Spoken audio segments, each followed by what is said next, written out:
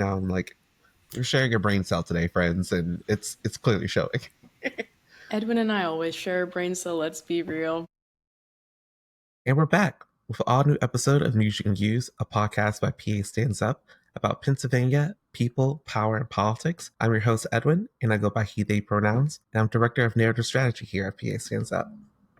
And I'm Hannah, my pronouns are she, they, and I'm the digital organizer here at PA Stands Up. All right, sound the alarm, sound the alarm. Primary election day is here. I feel like I need some sort of bell, like something that I can just chase people around with and be like, hear ye type vibes. But maybe we'll get some sound effects in here eventually. You heard me. The day we're releasing this episode is going to be Tuesday, May 20th, and it's PA's primary election day. Okay, so polls close at 8 p.m. And remember, if you're in line by 8 p.m., you will be allowed to vote, even if you don't actually cast your ballot until after 8. So if you're in line, stay in line. And don't forget to text 3 friends and remind them to vote too. And you know what? Tell them to text a friend and remind them to vote. Really, sometimes all we need is a little bit of accountability. Double check your voter registration and polling place at pavoterservice.pa.gov. And definitely check your voting place. Sometimes it change, especially after all the shenanigans that happened last year. So Hannah, what are we voting for today anyway? Today is the primary election for an odd year municipal election. So let's use real words now. Basically, the focus will be state, local, and county offices. So on the ballot for county officials, there are things like county commissioners, sheriff, district attorney, municipal officials like mayors, borough township council members, school board members, and judges at the state and local levels.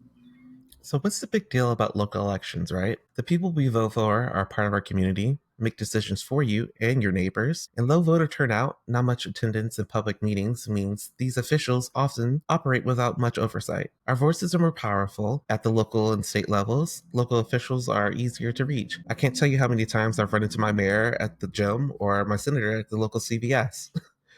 We know that our local elections, voter participation rates are half or even less than that than in presidential elections. And we know that we need more of our voter turnout. Again, text a friend to text a friend.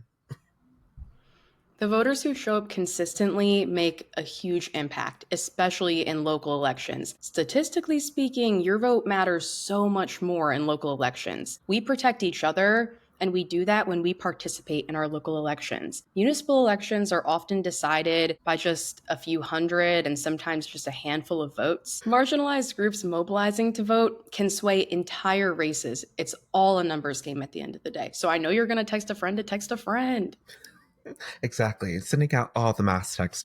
So we know about the general, but this is a primary. Primary races are where candidates within a party compete against each other. In PA, only Republicans and Democrats vote in primaries and choose the candidates that they want to appear on the general election ballot in November. PA uses a closed primary election system. Republicans can only vote for Republicans and Democrats can only vote for Democrats. However, all registered voters can vote in primary elections if the ballot includes a constitutional amendment question, a ballot question, or a special election in their district. For example, it looks like Pittsburgh voters will have a question about discrimination to consider. Primaries are often the best way to elect a viably progressive candidate or let just another establishment candidate run. I like to tell people it's often the difference between Bernie Sanders and a Joe Biden. When you're voting in a primary, you're making the choice between two different candidates who may fall generally in the direction that you like, but this is the time that it's the most important to do some research on your candidate and their values to see who you're really voting for and if they're actually fighting for you before you head to the voting booth. So, what's on this ballot? You can go to ballotpedia.org. They have a whole tab for 2025 elections. Put in your address and explore the candidates. You can also go to Pennsylvania Stands Up's website to see who our members voted to endorse in Lancaster, Berks, Nepa, Lehigh Valley, and Capital Region. You can use pavoterservices.pa.gov to find your district and look up a sample ballot and check out the candidates on your ballot. All in all, it takes 5 minutes to research your ballot and it could shape the next 5 years of your life. Exactly. In 5 years of your neighbors' lives. At the municipal level, that's everyone from judges, prosecutors, mayors, sheriffs, county commissioners, school board, coroners, even, city council members, planning and zoning boards, public works, controllers, commissioners, and revenue and DA's office. So at the statewide level, you're talking about education commissioners, secretary of state, uh, governors, public service commissioners, and a slew of other folks. I'm sure you're like, yeah, okay, but how does that affect me? It may not be that obvious, but there's so much more that these roles do and decide. Wonder why grocery stores never open in your neighborhood or why your rent keeps going up? That's planning and zoning. From clean water to trash pickup, Public Works keeps our neighborhoods livable, and they decide how much we pay for those basic services. A controller is basically a municipality's CFO, and the Commissioner of Revenue implies tax policies. A controller is basically the municipality's CFO, and the Commissioner of Revenue implements tax policy, and the Secretary of State oversees elections. And I want to know that my vote impacted who's in those positions. So many positions with so much impact. And in the last off-year primary, we saw a 24% voter turnout rate in May of 2023. There are many laws against any voter intimidation and suppression, and the state government has a hotline if you need to report something. It's 1-877 votes PA. The best thing you can do is be prepared. PA will be counting undated mail-in ballots as of the March 31st ruling. I said it at the top, and I will say it again. Double check your voter registration. We're going to have a link in the show notes for you to do that. And make sure that you tell a friend to check their registration, do a little research, and let's get to the polls and vote. Yeah, and I can't say it enough, but drag a friend with you if you can and go vote today. All right, y'all. For today's interview, I am delighted to introduce PASU's Regional Organizing Manager for NEPA and LVSU, and my good friend, Rob Mashanya. Rob, welcome to News You Can Use. Can you share a little bit about yourself and how you got involved with PA Stands Up? Yeah, so Rob, he, him pronouns. I live in a little town called Columbia, PA, here in western Lancaster County, right along the Susquehanna River. I originally got involved with PA Stands Up, not as a volunteer within the organization, but I actually managed a state house campaign in 2022 that ended up getting endorsed by Lancaster Stands Up. That's how I met Duncan and some of the other staff people at Lancaster Stands Up. The following year, I came on board as a local organizer for the chapter. Thanks, Rob. So you obviously hold local politics near and dear to your heart. Can you tell us a little bit about your first experience trying to make change at the local and statewide politics level? Yeah, so I originally got involved in campaigns back in 2018 when Jess King ran for Congress around here, but it wasn't until 2019 that I really started taking a lot more ownership over the work in my community. I ended up running for school board in 2019 here in Columbia, ended up running a write-in in the primary because my petitions. For those of you that don't know, in Pennsylvania, there's a petition process to get on the ballot, and it's extremely complicated and convoluted. There's a number of different documents that you have to fill out, and some of them are so important that if you make an error on them, or in my case, submitted them to the borough office instead of the school district office, the opposition party can get you thrown off the ballot entirely. And that happened to me. So I ended up running a write-in campaign for school board in the primary, which was a packed primary election with, I think everyone was cross-filed. It was like 10 candidates or something like that. If you know anything about running a write-in campaign, it's very hard to get on the ballot when you do that. So I actually didn't get on the ballot until there were some resignations on the school board in the summer. And I was actually able to get back on the ballot during that process when the parties kind of pick a person to fill the seat that originally wasn't going to be up for election that year. And then I ran in the general. But it was a very interesting process. I did end up winning and serving 2 years on my local school board. That was extremely enlightening. I wouldn't say fun. You know, school board meetings can be pretty boring at certain points, but it really did teach me a lot about how institutions like school districts, like boroughs, like local municipalities really function. And I think more importantly to my, the work I do today, how they are so dependent on state level policies and are so limited by what they are allowed to do, or financial resources that are sort of passed down to them. So that was the start of my local organizing when it came to electoral work. Since then, I've done a whole lot with state house campaigns. I ran for borough council as well, and have managed campaigns, pretty much doing something every year since 2018. So never really take a break from elections. And anyone who knows you knows that that is true. Live, eat, maybe eat, breathe elections. Can you tell us a little bit more about your experience on Columbia School Board and working on these state house campaigns, and how local and state elections directly impact constituents? Yeah. So I'll start with my experience on school board. It was interesting. The biggest takeaway I got from that term on the school board is just how limited school districts like Columbia Borough School District really are. If people aren't familiar, Columbia Borough School District is like the most or second most underfunded school district in the county, and one of the most underfunded in the entire state. So I think when I got involved, there was that court case where they were advocating for a review of the funding formula at the state level that sort of addressed needs more in our communities. And my school district came up like $5,000 per year per student short when it came to school funding at the state level. That put a huge burden on our local residents to make up the difference. There were a few moments that I really think back on highly. In that seat, I ended up chairing our policy review committee, got to look over some of the ways we did things. My big thing that when we were going through that process was more transparency when it came to our school board meetings. I really advocated for them to be recorded and posted online for people who couldn't make a 2-hour meeting once a month, have obligations at home, maybe work second or third shift, or have kids, right? When you think of parents, right, do you really think they have time, especially single parents like my mom, to come to a school board meeting to advocate for their children in their community? But also reviewing curriculum and advocating for the issues that I care about, that I think our children should learn about. We've seen in recent years the right really focus on school districts and curriculum and school district policy when it came to things like trans rights and Black history, and that was no different in my school district. Well, I guess there's another part of that question to answer, huh?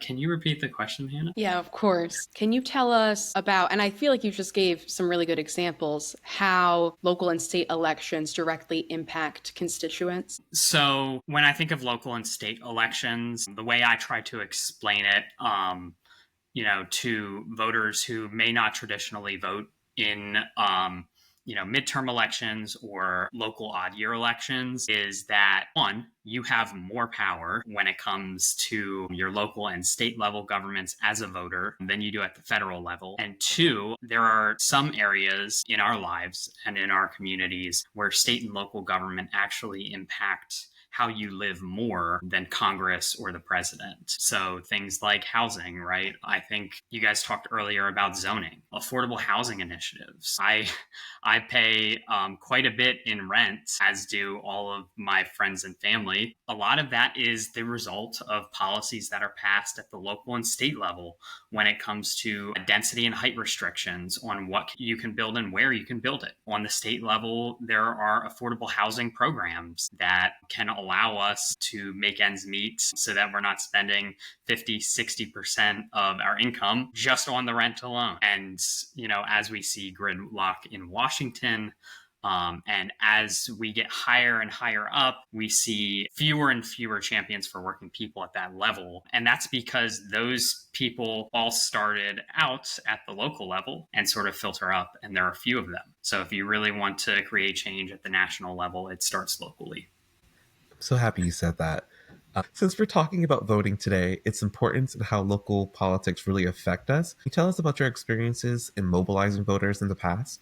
Or even currently, because you do this in your day-to-day job as well. Yeah, I've managed a few campaigns in the past, and the ones that I didn't manage, it was because I was the candidate and we didn't have a campaign manager. So I think the first time I really attempted to get voters to turn out and convince them to cast their ballots in an election was that first campaign I got involved with, Jess King. That was mostly canvassing, but going into 2019, helped with our district attorney's race and knocked on doors for my school board campaign and got to talk to and educate voters on the issues that they may be feeling, but not necessarily seeing or connecting to politics, right? And since then, was able to help with a congressional campaign in 2020 and then ran for borough council in 2021 and then eventually started managing state house level campaigns. And it's interesting. I've learned a lot in terms of what the best ways are to convince people to turn out to vote. And especially I've learned a lot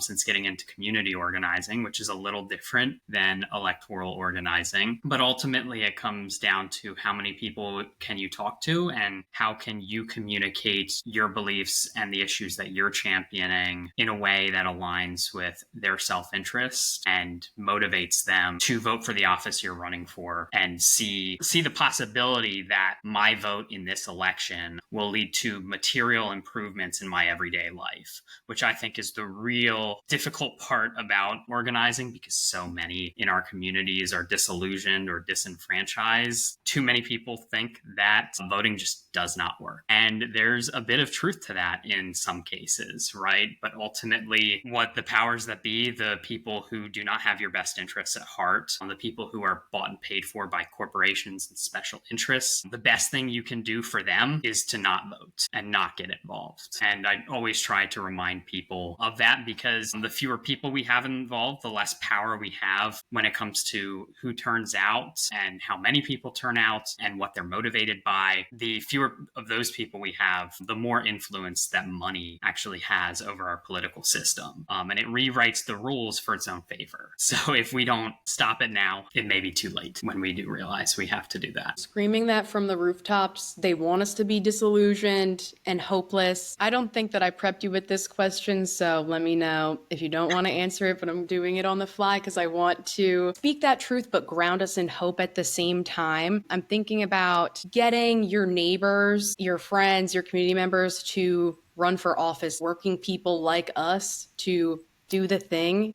I know you might have a little story about this, maybe more than one. What, would you say to folks thinking about running for office? You have experience with helping candidates or encouraging folks in your community to run for office. And why do we need our friends and neighbors to do that instead of these people who are bought and paid for by corporations? Yeah, I think the big thing is you don't need to ask for permission. And the thing that stops most people from taking part in that process and taking that big leap of faith into advocating for their communities is they don't feel like they're ready or they're the most qualified or that they can do it, right? And to that, I usually say, put yourself up next to the people who currently hold power and ask yourself, are you any less deserving than they are? Are you any less qualified or any less likely to advocate for your neighbor's needs? And your community. And 99% of the time, the answer is no. I would encourage every single person who really cares about their community for the right reasons. They want to make people's lives better. Do it. I and people like me will help you along the way because you are not alone. There are so many people who have run campaigns in the past or run for office in the past who can not only give you some guidance, but in many scenarios will be right there alongside you, helping you talk to people, training you up, giving you room to sometimes fail and learn, because that is not only okay, it's expected. If people who failed or were going to fail never ran for office, we'd be left with like a handful of people, if any, countrywide. I think people like Izzy Smith-Waddell or Nikhil Saval, our movement champions, they fucked up a lot along the way. I hope I didn't ask if I could curse on here. You're fine. They're going to love hearing this, by the way. Oh, yeah, you're fine.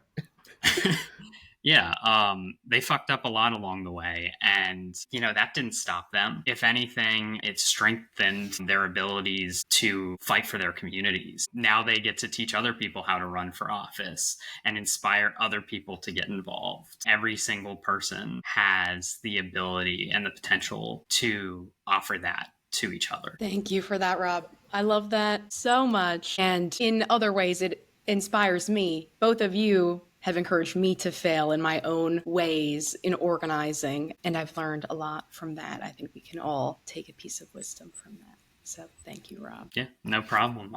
It's kind of saying the obvious thing. At least in movement circles, maybe it's not obvious to everybody, but it doesn't hurt to say it over and over again. Thank you, Rob. So what's your favorite part about electoral work, specifically in local and state elections? My favorite part is being able to empower other people to do what I do. When I got involved in my local political community, there was almost no one, right? The only reason I ended up participating is because I saw something online for a congressional campaign that wasn't centered in Columbia, but I went to my first canvass, met some really important people who ended up teaching me over the years how to do more and how to claim my power to affect the future of my community. And it was not an easy road, right? There are a lot of challenges along the way with different elections, different campaigns, different issues. And each time